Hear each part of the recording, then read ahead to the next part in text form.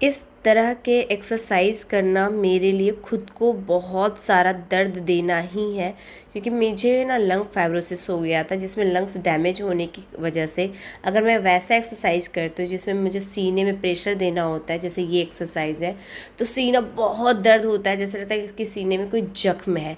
लेकिन मैं एक चैलेंज ली हूँ खुद को कि मैं अपनी हर कमी, हर कमज़ोरी को दूर एनी हाउ मैं करके रहूँगी, मैं डरूंगी। ब्लॉग देखने में कैसा लगा? मुझे तो बहुत मजा आया, इतना मजा आया ना कि मैं अपने होली ब्लॉग में, आप बिलीव करेंगे, कम से कम मैं 10 बार तो जरूर देखूँ। मुझे इतना अच्छा लग रहा था, लेकिन जितना अच्छा लगा भीग भीग के होली खेलने में, उसका सजा ये है कि मुझे हो गया है फीवर। मैं हो गई बीमार तो हस्बैंड को काम करना पड़ रहा है, जबकि मार्च क्लोजिंग अभी चल रहा है। लोग को मिलाती हूँ एक प्यारी सी बेबी डॉल से, पापा के लैपटॉप में बैठी है, और ऐसा लग रहा है कि मार्च क्लोजिंग का चिंता इसी को है। आपको कुछ बताना है, एक बार बताओ। अगर मैं यहाँ पे करके करूँगी तो भी ऐसा हो रहा है। कहीं भी तुम माउस को घुमाओगे ना तो वैसे ही होगा। हाँ देखो घूम रहा है ना।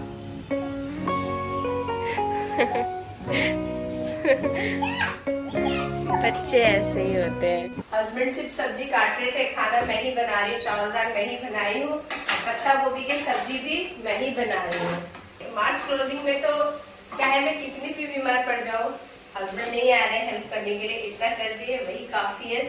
कोई काम में हेल्प नहीं किया हस्बैंड, उनसे झगड़ा करते होते, सब्जी काट करके भागते हैं। हमारे में काम करे चलेगा, मैं बाहर से थाली ऑर्डर नहीं होगा। एक ही सैटरडे संडे कल भी आप मेरे को ऐसे ही परेशान करेंगे। गजब है। आज ना मेरे कोई रेस्ट नहीं है, मॉर्निंग में भी कुछ कर नहीं पाए, क्योंकि मॉर्निंग में क्या था ना, लाडो को देख रहे ना तैयार इतने अच्छे से हुई है, तो आज उसका है ना स्कूल में प्रोग्राम था, इसके लिए मैं भी आपको रेडी दिखाई दे रही है, वरना तबियत खराब में कौन इतना ये झुमका उमका लगा के घूमेगा। कपड़े धुल गए हैं, बस कपड़े डालने हैं, काम कर रही हूँ जल्दी जल्दी। कौन कहेगा कि मेरी तबीयत खराब है, सोचने से ज्यादा पता चलता है तबीयत खराब है, तो सोचो ही मत, है ना जी। अगर अच्छा अच्छा सोचेंगे तो फीवर में भी आप काम कर सकते हो। लंच मेरा बन चुका है, कपड़े मैं डाल रही हूँ, अब लास्ट काम रह गया है पोछा लगाना। मैं सोची थी ना कि मैं हस्बैंड के साथ में नहीं जाऊंगी, बच्चों के क्लास में उनको अकेले भेजूंगी, फिर क्या कहूँ, अकेले मैं इनको छोड़ती हूँ ना तो मेरा मन नहीं लगेगा यहाँ पे कि अकेले बेचारे हस्बैंड वहाँ पे बैठे रहेंगे बाहर। छोड़ दे आपको सामने। अरे नहीं, तुम ऐसा सोच भी कर सकती है। अगर हम नहीं गए, मान लीजिए मेरी तबीयत बहुत ज्यादा खराब हो, तो आप कैसा अकेले मैनेज करेंगे बच्चों को? वो एक्सेप्शनल है, पर आप करेंगे क्या ये आप बताइए। अरे बैठे बैठे बोर हो जाएंगे और क्या करेंगे। और हम यहाँ पे टेंशन में, ये हस्बैंड को मैं अकेला छोड़ दी हूँ, कैसे टाइम बिताएंगे। अकेले मैं बहुत बार रही हूँ, क्योंकि आदि जब नर्सरी में था ना तो 2 घंटे का स्कूल होता था, मैं ट्रेन से जाती थी, तो आने जाने में ही लगभग 1-1.5 घंटा लग जाता था, तो 2 घंटा मैं स्कूल के बाहर बैठी रहती थी और इंतजार करती थी कि हाँ मेरे बेटे का क्लास है, नर्सरी क्लास खत्म होगा तो मैं इसको लेके घर जाऊंगी।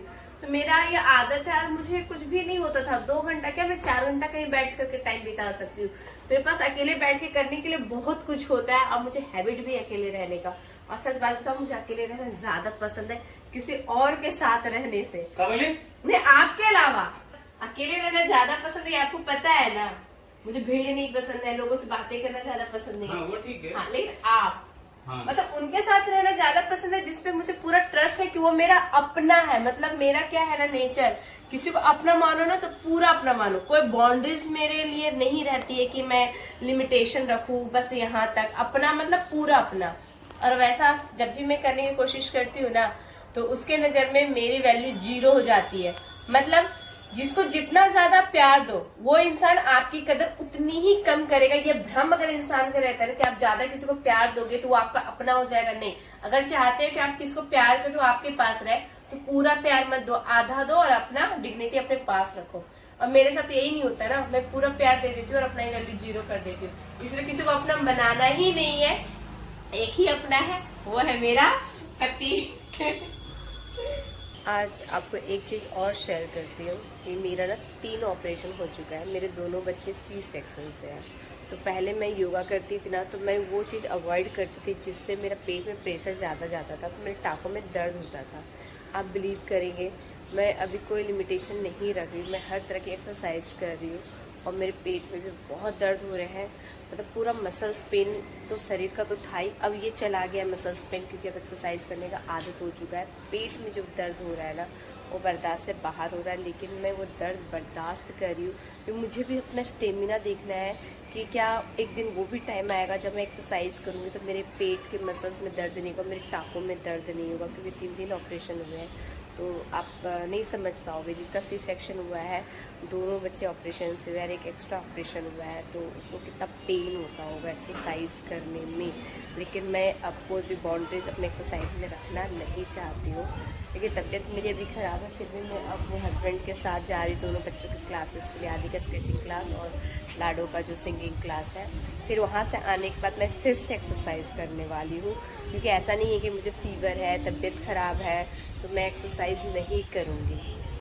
इसका बाल हमेशा है ना ख़राब हो जाता है, क्योंकि बाइक में फ्रंट में बैठती है ना। कंघी है, दे दो पापा को कंघी। तो अब ये देखो क्या कर रही है,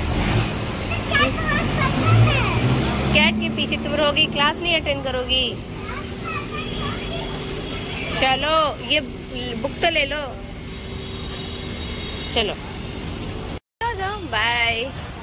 ये मेरे को बोलते हैं कि तुम संतरा लेके आती, घर में संतरा सड़ रहा है। एक्चुअल में घर में संतरा सड़ रहा है, इतना सारा संतरा लेके आए हैं, लेकिन हमको कोई ट्रीट ही नहीं कर रहा है कि हम बीमार हैं, काम कर रहे हैं। अगर कोई काम मेरे से मिस हो गया तो आप ध्यान रख देते ना, बीमार है ये तो काम नहीं, कोई फील ही नहीं करने देता है। मतलब अगर मैं फील करना भी चाहूँ ना तो कोई मुझे फील करने नहीं देता है।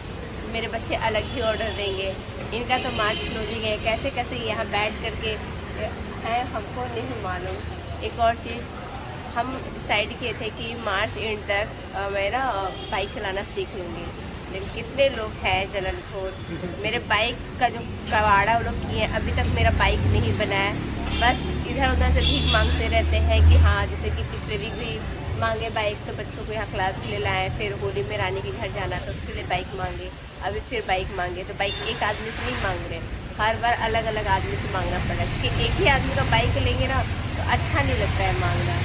लेकिन बाइक कब बनेगा, कब मैं बाइक चलाना सीखूंगी, इस चीज़ का वेट आप लोग से ज़्यादा मुझे है। मैं सजेशन दिया था, क्या दिया था सजेशन कि उसमें लाइटर डाल दो, वो गल के निकल जाएगा फेविक्विक।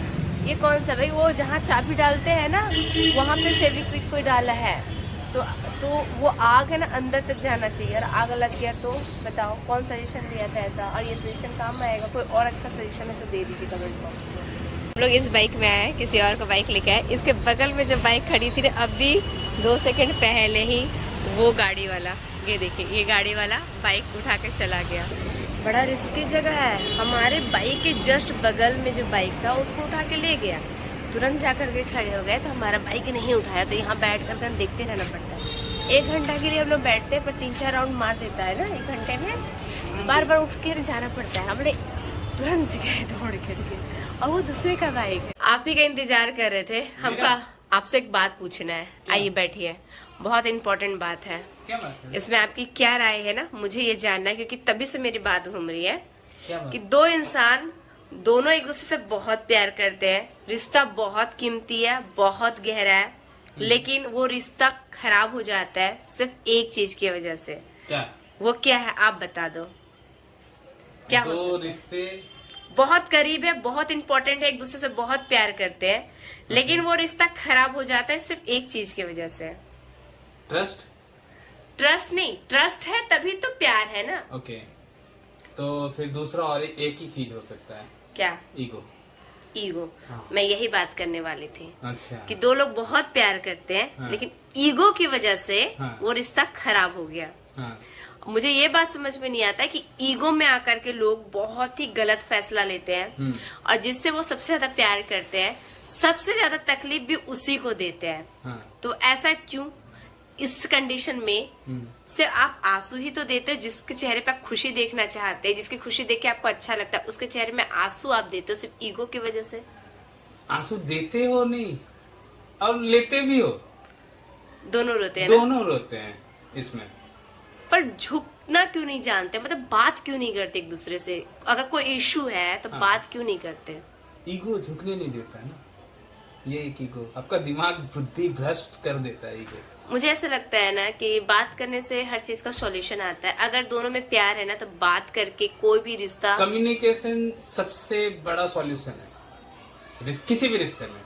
आप पर्सनल फैमिली रिश्ते हो चाहे किसी बाहर वाले, कम्युनिकेशन बहुत जरूरी होता है। लेकिन कम्युनिकेशन भी लोग करते हैं ना, जैसे हस्बैंड वाइफ भी है, ठीक है, लड़ाई झगड़ा हो गया, चाहे हस्बैंड ईगो में आ गया, वाइफ भी नहीं झुक रही है, चलो कोई भी चीज है, लेकिन जब कम्युनिकेशन वापस होता है तो वापस में फिर से वो कुत्ता बिल्ली वाला ही लड़ाई करते हैं। रिस्पेक्ट भी बहुत जरूरी है कम्युनिकेशन में। देखो किसी भी रिश्ते में रिस्पेक्ट बहुत जरूरी है, क्योंकि दोनों के लिए दोनों का रास्ता इक्वली रिस्पेक्ट होना चाहिए।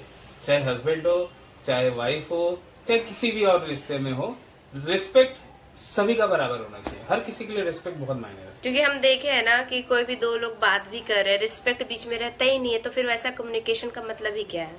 रिस्पेक्ट देना चाहिए, एक दूसरे को जरूर रिस्पेक्ट देना चाहिए। जिस रिश्ते में रिस्पेक्ट नहीं होता है ना, वो रिश्ता ढोने का भी कोई मतलब नहीं होता, मेरे हिसाब से ऐसा लगता है।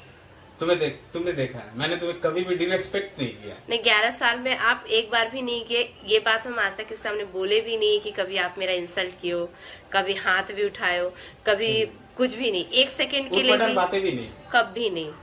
ये चीज तो है, ये चीज तो मैं भी कहूंगी। मेरे हस्बैंड 11 साल हो गए शादी को, कभी भी एक बार भी मेरे इंसल्ट नहीं किए, कभी हाथ नहीं उठाए, हमेशा रिस्पेक्टफुली मेरे से बात की। ऐसा नहीं कि हमारे बीच कभी कोई इशू नहीं हुआ, इसको होंगे, बहुत बार हुआ है और आगे भी होगा। लेकिन हम लोग का क्या रहता है ना, जैसे कोई बात हो गया, एक दूसरे से बात कर लिए, गुस्सा उतार दिए, लेकिन वो रहता है जब भी बात होता है फाइनल बातचीत, जैसे माने कि हम इनको कुछ कह दिए, वो बुरा लग गया, कुछ दिन के लिए हमारी बातचीत बंद हो जाती है। लेकिन जब स्टार्ट होती है ना तो अच्छे से लड़ाई झगड़ा करके स्टार्ट होती है। जब तक लड़ाई झगड़ा नहीं करेंगे हमारी बातचीत तब तक खत्म नहीं तो लड़ाई झगड़ा करने का मतलब क्या होता है, इनको जो कहना है वो मुझे कह देंगे, मुझे जो कहना है दिल में हाँ, जो है वो कहने देना पड़ेगा। हाँ, लेकिन ऐसा नहीं कि दिल की बातें बोल दिए तो उस पर काम नहीं करना है।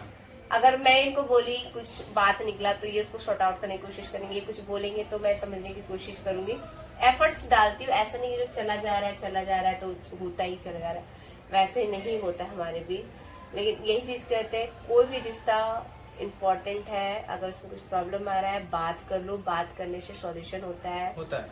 ट्रस्ट, एक दूसरे के फीलिंग को समझो, फीलिंग्स को समझो, रिस्पेक्ट जरूर होना चाहिए। जिस रिश्ते में रिस्पेक्ट नहीं, वो रिश्ता टिकने वाला नहीं है, बस आप ढो के जा रहे हो और ढोना होता है। और मुझे ऐसा लगता है ना कि अगर रिश्ते में ट्रस्ट हो, रिस्पेक्ट हो, प्यार हो, ईगो तो बिल्कुल नहीं होना चाहिए। सेल्फ रिस्पेक्ट अलग होता है, ईगो अलग होता है। ईगो अलग चीज है, सेल्फ रिस्पेक्ट अलग है, लेकिन क्या होता है लोग अपने ईगो को ही सेल्फ रिस्पेक्ट का नाम दे देते हैं। और अपने सेल्फ रिस्पेक्ट को हमेशा कायम रखना पड़ेगा। सेल्फ रिस्पेक्ट, वही तो मैं बोल रही ना कि सेल्फ रिस्पेक्ट जरूरी है, लेकिन ईगो को आप सेल्फ रिस्पेक्ट नहीं कह सकते। और छोटी छोटी गलतियां अगर हो जाती किसी रिश्ते में तो माफी भी देना चाहिए, माफी देना चाहिए, माफी मांगना भी चाहिए, माफी मांगना भी चाहिए। और लेकिन होता क्या है ना, आदमी ना वही पुराना चीज को बार बार, जब कोई झगड़ा होता है तो पुराने झगड़े के किए हुए गलती को पूरा गिनवा देता है। नहीं देखो, गिनवाते हैं वो अलग चीज है, नहीं गिनाना चाहिए, गिनाना नहीं चाहिए, ज्यादा घाटना भी नहीं चाहिए। एंड सामने वाले को उसकी वो चीजों को समझनी भी चाहिए, समझने का कैपेसिटी होना चाहिए। हम लोग पता है क्यों बात कर रहे हैं, क्योंकि ऐसा चीज अभी हम लोग के आसपास हो रहा है ना, देख रहे हैं, तो हम दोनों का मन है ना अभी बिल्कुल अच्छा नहीं है। तो हम दोनों वही सोच रहे हैं कि ऐसा नहीं होना चाहिए, क्योंकि जिसका भी हम लोग देख रहे हैं, हम दोनों अंदर से बहुत दुखी है और हम लोग इसमें कुछ नहीं कर सकते हैं, क्योंकि जो दो लोग रिश्ते में है ना वो दोनों ही कुछ कर सकते हैं, बस इसीलिए। तो मेरा माइंड में ना तभी से घूमे जा रहा है। मैं सोच रही हूँ ऐसा क्यों है, ऐसा नहीं होना चाहिए। अपने रिश्ते को बचाने में बिलीव करो, उसके लिए जो बन पड़े वो करो। रिश्ते ही आपके पास हमेशा खड़े रहेंगे, अपने ही खड़े रहेंगे, कोई दूसरा आके नहीं खड़ा रहेगा। समय किसी के पास नहीं है, समय कोई कुछ नहीं कर सकता। जो दो लोग रिश्ते में है ना वही दो कर सकता, तीसरा आदमी कुछ नहीं कर सकता। हाँ, लेकिन आग में घी डालने वाले बहुत लोग हैं, वो मिल जाएंगे, दुनिया भर के हैं। आप जिसको सबसे ज्यादा अपना समझते हैं ना वही आग में घी डालेंगे। मजे लेते हैं, आग में घी डालते हैं, मजे लेते हैं, फायदा उठाते हैं दो लोगों के बीच का लड़ाई का। ये मैं देखी हूँ, दो लोगों के बीच का लड़ाई का फायदा उठाते, वो मेरे साथ भी हो चुका है। तीसरा वाला फायदा लेके निकल निकल लिया, मैं भी छोड़ दी कि जा अपना दिमाग अरे यूज करो, कोई फायदा उठा रहा है लेकिन उसको अपना दिमाग यूज नहीं करना नहीं है, करना। तो मैं भी क्यों पीछे पड़ू भाई। हाँ, कोई Enjoy बच्चा करो। नहीं है ना, मैं भी अपने आप में ठीक हूँ। तो यहीं पे समाप्त करते खुश हैं। रहना चाहिए, सबसे पहली चीज खुश रहो, शेयर करो, हर फीलिंग्स को शेयर करो। किसको कह रहे हैं आप, मुझे कह रहे हैं? नहीं, लोगों को। ठीक है, मेरे माइंड में ही घूम रहा है, अब तो भी वही घूम रहा है, दिमाग में वही सब चल रहा है, इसीलिए मैं रिश्तों की बात की। तो मिलते हैं नेक्स्ट वीडियो में, आप सभी अपना ख्याल रखिएगा। Happy life. Happy life, take care.